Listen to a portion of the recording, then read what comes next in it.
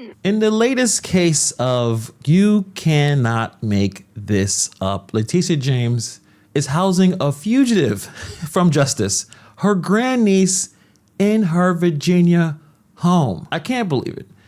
Let's get into this story. Shout out to New York Post for this story. It's just outrageous. Completely outrageous.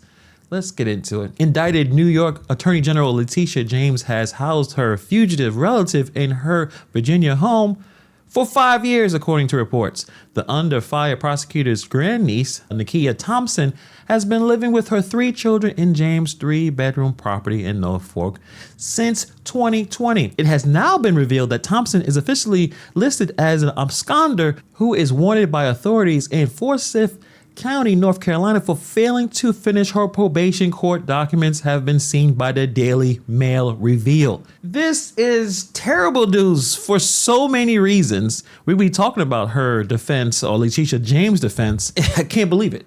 You can't believe it. How's this possible? I guess this is the niece in question, Letitia Thompson, and she's been listed as an absconder. I guess Letitia James may need to drop a call and let her know, hey, surrender yourself. You're messing up my case. I give you a free home, and this is what you do? Ms. Thompson was sentenced to probation for misdemeanor convictions for assault and battery and trespassing, and has willingly avoided probation supervision. She's out there in places that she's not supposed to be and slapping and beating people up. An absconder is considered a fugitive. Thompson faces arrest if she is located in North. Her crimes were considered low level and thus non-extraditable. So I guess not worth going to find her and bringing her back, but still not a good situation. And Thompson told the grand jury in June that she has been living rent-free in that home. She doesn't even pay for basic upkeep. So this woman has 3 kids, doesn't do a damn thing, and Letitia James pays for everything. Now, that's how things are with certain family members. You have to help them, sometimes to the detriment of your own situation. Again, we're going to talk about how this does not help Letitia James' defense at all. She was convicted in October 2011 with 1 count of assault and battery, and then 1 count of second-degree trespass, was sentenced to probation.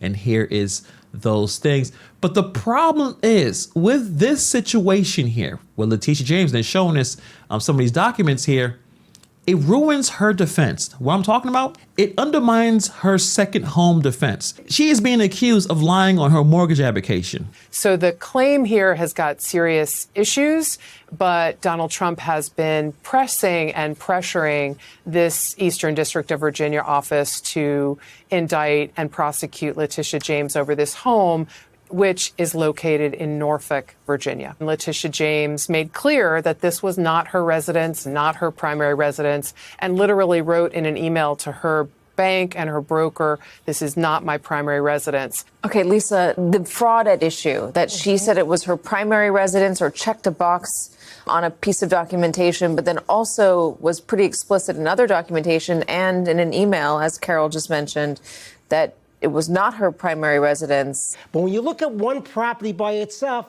it makes it easier for them to say it's a one-off, it's a mistake, okay? But when you look at the pattern of behavior spanning to 1983, you say every single mortgage that she signed contained false information. Saying that the Virginia property was a secondary residence when prosecutors claimed that it wasn't. So if her grandniece and kids really lived there rent-free since 2020, and Letitia James wasn't actually living there, that gives prosecutors ammo to say, well, she never intended to live there. She lied to get better loan terms. It makes the paper trail, that mortgage writer, look intentional, not accidental. The reason why this matters is because fraud cases often hinge on intent. Proving she knew that she wasn't going to use this as a second home strengthens the Fed's hand. Letitia James is in trouble. We see powerful voices trying to silence truth and punish dissent, and yes, weaponize justice for political gain. You see, I know what it feels like to be attacked for just doing your job, and I will not bow. I will not break. I will not bend. I will not capitulate. I will not give in. Now, you can say harboring the fugitive just makes this more embarrassing. I mean, the grandniece technically is considered a fugitive. Does not help the situation at all. Why is she not paying for any of the bills? Letitia James, that's a grown woman with multiple children. Whatever. That's another problem that Letitia's gonna have to deal with. But it doesn't help the fact that this is New York, my attorney general, actively concealing someone from law enforcement. Even though Miss Thompson is a grown woman that should be taking care of her own business, but politically and legally, this looks really terrible. It's a terrible look for the top law enforcement officer. It does feed that narrative, well, a law for thee, for not for me. So jurors in high profile cases are humans too. They may see this as reckless or being a hypocrite. If her legal team wants to argue that this was a technical misunderstanding, this was just a minor mistake, the living arrangements involving a fugitive relative doesn't exactly scream honest mistake. If the Fed subpoena communications or documents related to letting her grandniece stay there, it can expand the scope of discovery. Any false statement tied to the residency claim becomes more damaging if it involves family. Or maybe Miss Thompson takes the fall, which I don't know. I mean, the fact that she's not taking care of any of the bills, responsibility and accountability is something that she probably has no idea what that means. The only way this is gonna help her case is if Letitia James regularly stayed at that home and the mortgage language allowed family to live there, or she generally did not know about her grandniece's fugitive status, which is possible that she may not know.